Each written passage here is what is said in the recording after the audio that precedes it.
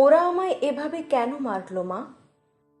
মা, আমি তো যেমন ডিউটিতে যাই সেরকমই ডিউটিতে গেছিলাম, কিন্তু আমি তো জানতাম না যে আজই হবে আমার শেষ দিন।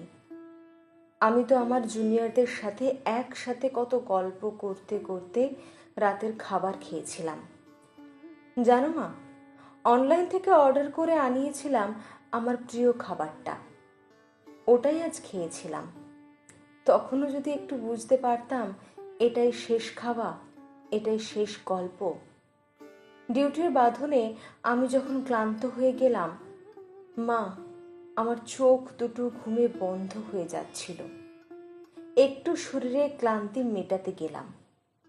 তখনও যদি বুঝতাম মা সারা জীবনের মতো বিশ্রামে চলে যাব।